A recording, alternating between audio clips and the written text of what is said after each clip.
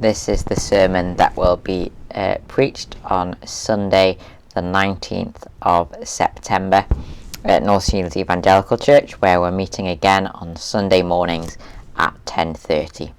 If you're watching this from home and you feel comfortable in coming into a church building, it'd be great if you could join us next week.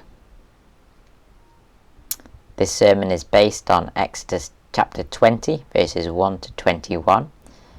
Please read those before continuing. There's a link at the bottom of this video to read those words. Now, chances are that you'll probably have come across these words in Exodus before. Every toddler in Sunday school is taught the Ten Commandments. They're told that this is the way you should live. Nearly everyone has walked out of a shop and heard the sound beep, beep, beep, beep, beep, beep, beep, beep. This is a shop's way of telling you, thou shalt not steal. Every teenager has been told by their parents, honour your father and mother. Every country you've ever visited probably has laws that resemble these 10 commandments. Laws that basically say, this is what you should do, and this is what you should not do. For all these reasons, you probably know Exodus chapter 20 as the 10 Commandments.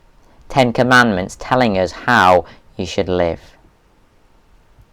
However, this is not the primary purpose of Exodus chapter 20. The primary purpose of these verses is not to show us who we should be. They instead tell us who we are. They don't tell us who we should be, they tell us who we are. In the New Testament book of Romans, Paul talks about his experience of reading the 10 Commandments. And at the end of reading the 10 Commandments, what does Paul say? Does Paul end by saying, this is who I should be, this is how I should live? No. Instead, Paul ends by speaking these words. What a wretched man I am. Though the 10 Commandments do tell who he should be, though the 10 Commandments do tell Paul who he should be, Paul comes away saying, I am not that person. He does not say, this is who I should be. He comes away saying, this is who I am.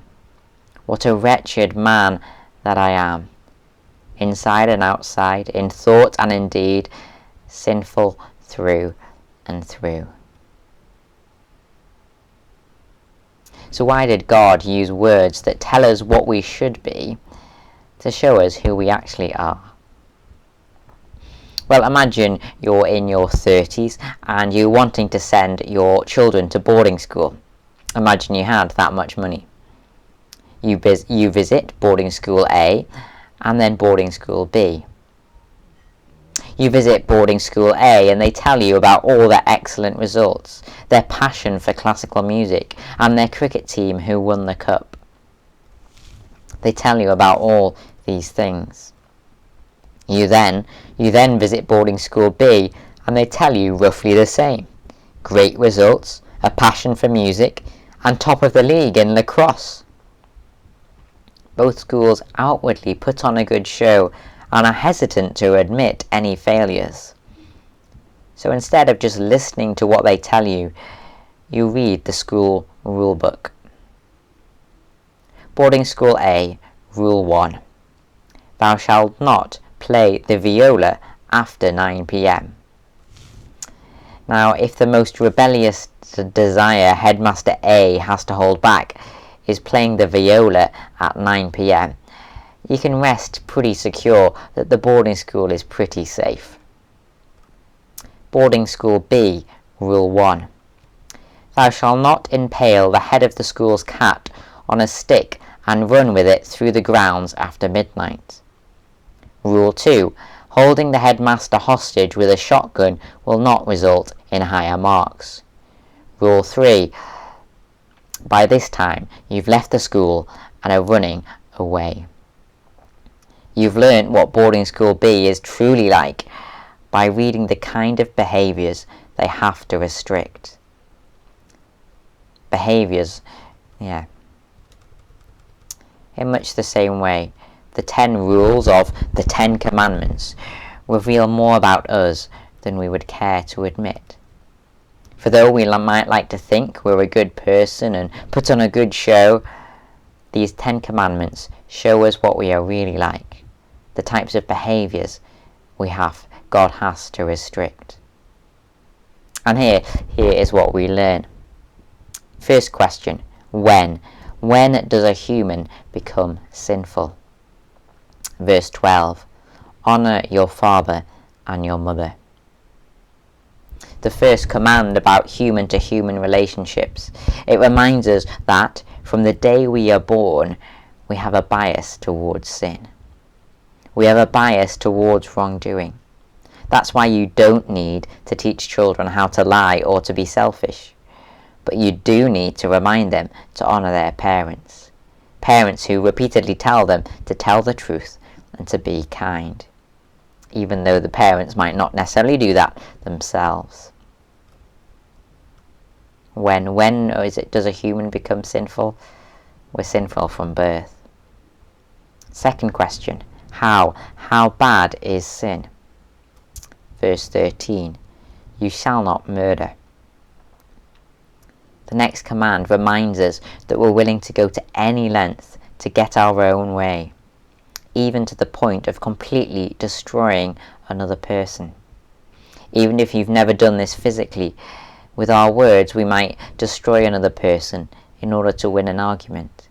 Or we might completely ignore the needs of somebody else if it makes our life easier. Third question, where? Where do we sin? Verse 17, you shall not covet your neighbour's house. Covet is another word for envy. You shall not envy your neighbour's house. Where do we sin? We sin as soon as we walk out of the door. And we sin not just in word and deed, but in thought. As soon as we walk out of the house, there is inside of us a craving for a more pleasurable sex life, a more comfortable home life, a better job with more work, with more pay and less work. We only need to walk out of the house and instantly our selfishness is aroused. Fourth question, what is sin? Verse 16, you shall not give false testimony against your neighbour. In a courtroom, a source of authority stands up and says, tell the truth. When someone lies in court, they are saying, I'm going to ignore your authority. I am going to lie. All sin basically involves saying the same thing. I am my own source of authority. I am my own boss, and I'm going to live my life by my own version of right and wrong. Why do we sin? Verse 14, you shall not commit adultery. Like an adulterous person who permits themselves to lie and hurt others in order to get what they want, so too we allow ourselves to say or do anything if it results in our own pleasure and gratification. Who sins? Verse 15, you shall not steal. What does this last command have in common with all the others? The word you. Even in the short 3-minute reflection, even in this last 3 minutes, during the short reflection that we've gone through, the words of Exodus have shown us ourselves better, showing us not just who we should be, but showing us who we are. What a wretched person that I am, inside and outside, in thought and in deed. I am sinful through and through. Now, you might not like the 10 Commandments or agree with its conclusion, but I can tell you that there's nothing more freeing than accepting what they say. Yes, that's right, the 10 Commandments are actually very freeing. For example, just to give you an example, scenario 1. Imagine a boy has been dating the same girl for the last 6 months. For the last 6 months he slaved away buying her chocolates and flowers, and he spent all his energy trying to gain her approval. One night they have an argument. The boy goes home to bed, but naturally he is restless and cannot sleep. Why? Because for the last 6 months he's been a slave trying to earn this girl's approval. And now that he is in the wrong, he has no assurance that the relationship will survive. Scenario 2. Imagine a man has been married for a year. One night he and his wife have their first argument, and he is at fault. She storms to bed, and he spends the night on the sofa. In the morning he wakes up and sees his wife with her keys stood at the door. He opens his mouth to apologize, but she interrupts. "I know," she says. "I married an idiot. I still love you. I'm off to work. I'll be back later, and I'll cook the tea." The husband breathes a sigh of relief. Why the relief? Because she told him that what he did wasn't serious? No. Because she told him that what he did didn't really hurt? No. Why is he so relieved? Because his wife's love for him is greater than his errors. He doesn't need to hide his wrongs or earn her acceptance through chocolates and flowers. He's not a slave to her approval. Instead, he's a husband who she's committed to love no matter what. You know, so many people reject the Christian faith because they regard organized religion as oppressive and enslaving. Now, there may be some truth in that, but some people do believe this because they believe that all Christianity is a big list of do's and don'ts. Maybe that's what you believed before today. But far from being oppressive, the Christian faith is a faith of freedom. Just read the first 2 verses of chapter 20. "And God spoke all these words, I am the Lord your God, who brought you out of Egypt." These words were spoken by God to Israel. And before God speaks these commandments to Israel, God says to them, "I am the Lord your God." God had entered into a relationship with Israel, knowing full well what they were like. "I am the Lord your God who brought you out of Egypt." God's grace towards Israel had nothing to do with their success at obeying him. He showed them grace before he called them to obey. And only after these first 2 verses does God tell them how they should live. And far from these later verses telling us who we should be, Paul reminds us that they actually tell us who we are. Romans chapter 3 verse 20 says, "No one will be declared righteous in God's sight by the works of the law." In other words, the 10 Commandments are not there to tell us what we must do to earn God's approval. After all, whoever could? God hates sin. We sin. God gave us life. We ignore him. Conclusion: our relationship with God is not off to a good start.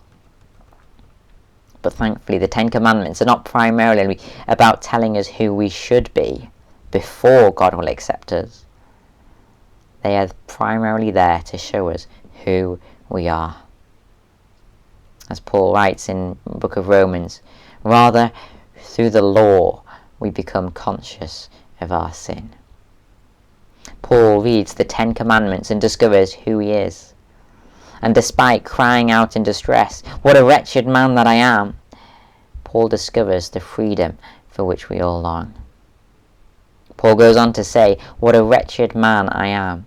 Who will rescue me from this body that is subject to death?"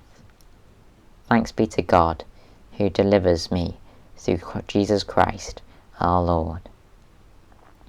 What is Paul thanking God for? He's thanking God for the fact that God already knew what he was like. The fact that God loved him despite knowing who he was. The fact that God sent Jesus to make him right with God, so that Paul didn't need to earn God's approval. The relevance of this for you, well, God already knows the worst of what you are like.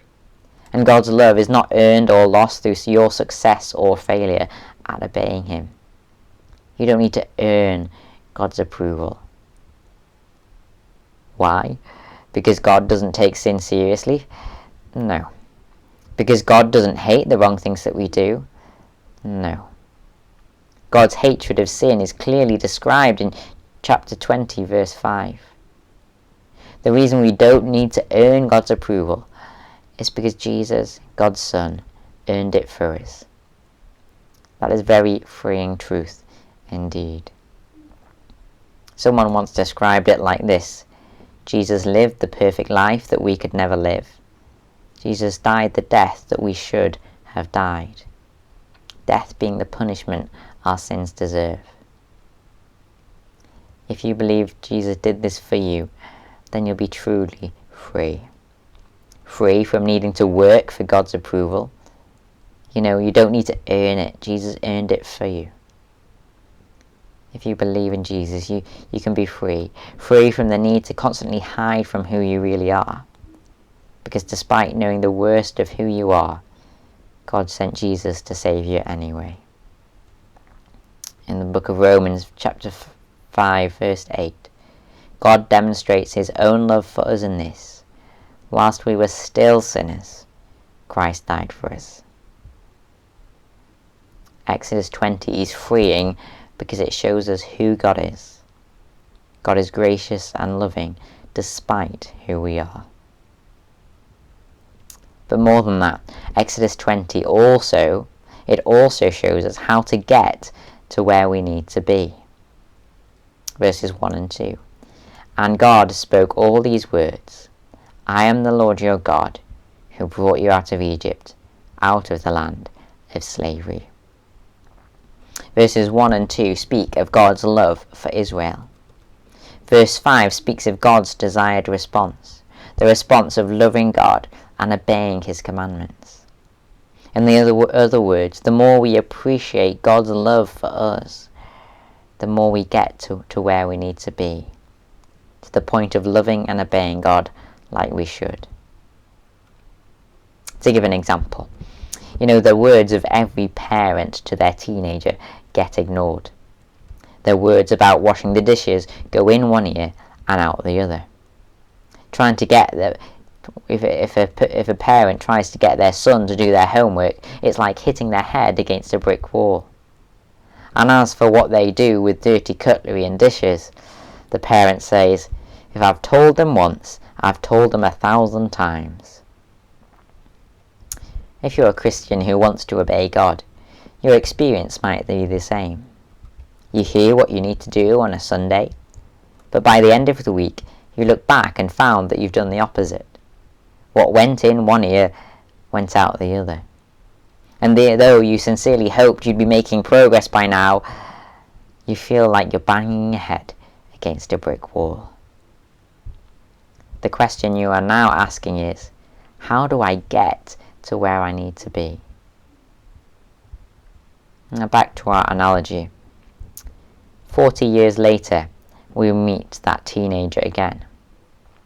This time they are listening to every word their elderly mother says. Despite her suffering with dementia and none of her words making sense, the son lovingly listens to her every word. Sadly, his mum's condition means she is incontinent and gets feces all over her hands. But though the son wouldn't spend 1 minute washing the dishes as a teenager, he now spends hours cleaning the feces from under her fingernails. He feels like he's the one banging his head against a brick wall every time he reminds her that he's her son. But though this deeply upsets him, he always leaves by giving her a hug. So why? Why was there this change? Why did his mum's words fail to influence him as a teenager? But now he listens to her and loves her without being asked. His mum's lifetime of love towards him produced this response. He loves because she first loved him.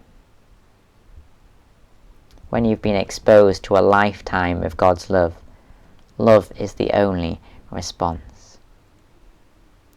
I'll give a few examples.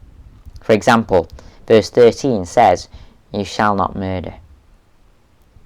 Now, when you've been exposed to a lifetime of God's patience and forgiveness, how can you murder someone or destroy them with your words? Yes, they may have hurt you, but a true appreciation of God's grace towards you enables you to be gracious towards them. Verse 17, "You shall not covet or envy your neighbour's house." Think of everything God has done for you and all He will do for you in the future. How can we then spend the rest of our lives complaining about what we don't have?